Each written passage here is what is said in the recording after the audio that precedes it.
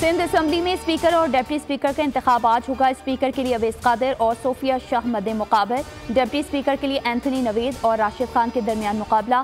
PP का बिला मुकाबला इंतखाब के लिए एमकेएम से राबता।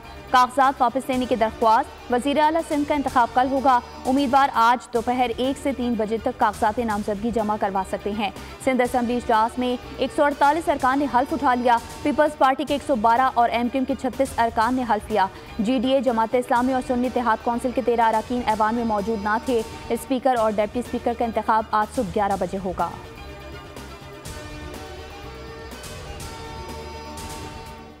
धांधली के बगैर जीत ना सकने वाले एहतजाज कर रहे हैं। चेयरमैन पीपी बिलावल भुट्टो जरदारी का जवाब। कहा, इलेक्शन मुहिम के दौरान पीपी कारकुनान पर फायरिंग करने वालों को निशाने इबरत बनाएंगे। पुरतशद्दुद वाक़यात की तहकीकात के लिए JIT बनाने का भी ऐलान। कराची में जाबहक बच्चे के लवाहिकीन से ताज़ियत। गुफ्तगू में कहा, IMF को खत लिखने से कुछ नहीं होगा। PTI मुल्क को बहरान में धकेलना चाहती है। असल चेहरा सामने आ गया। PTI ने नंबर ज्यादा होने के बावजूद शहबाज शरीफ का रास्ता नहीं रोका। बानी PTI ने वजारत उज़्मा का उम्मीदवार ना लाने का फैसला किया। शहबाज शरीफ हमारे साथ साथ पाकिस्तान तहरीक इंसाफ का भी शुक्रिया अदा करेंगे।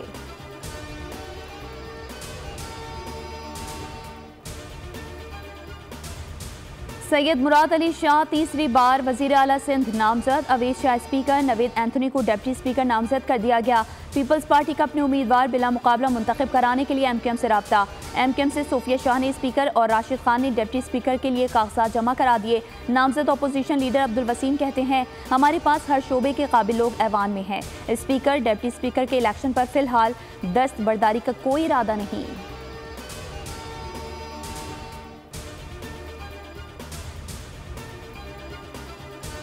पंजाब असम्बली में कायदे ऐवान का इंतखाब कल होगा। मरियम नवाज को नून लीग और इत्तेहादियों की जानिब से वज़ीर आला पंजाब नामजद किया गया है। मुस्लिम लीग नून के मलिक अहमद खान ने स्पीकर पंजाब असम्बली मुंतखब। ओहदे का हल्फ उठा लिया, नशिस्त भी संभाली। मरियम नवाज ने थपकी दी।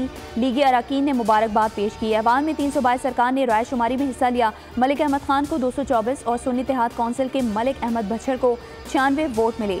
2 वोट मुस्तरद हुए। डिप्टी स्पीकर भी नून लीग के ज़हीर इकबाल मुंतखब। 220 वोट हासिल किए। इजलास कल दोबारा होगा।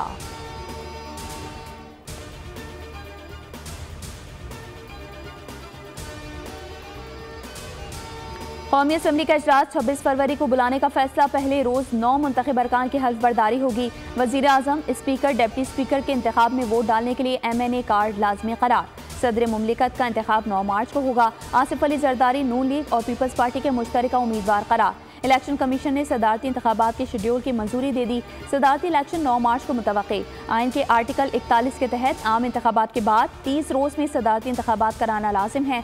सदर मुमलिकत आरिफ अलवी की 5 साला आइनी मुद्दत 8 सितंबर को खत्म हो चुकी।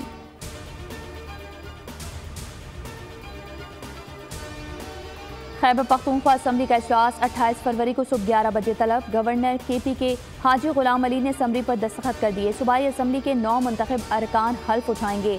बलूचिस्तान असम्बली का इजलास भी 28 फरवरी को दोपहर 3 बजे तलब। इजलास गवर्नर बलूचिस्तान ने तलब किया। 9 मुंतखब अरकान हल्फ लेंगे।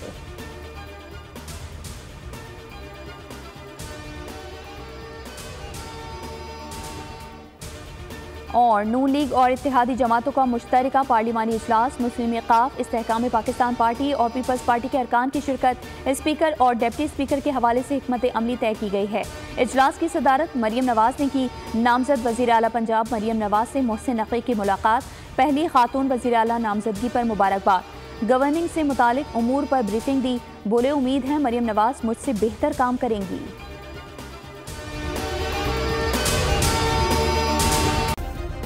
सब्सक्राइब करें और बेल दबाएं ताकि कोई खबर रह न जाए।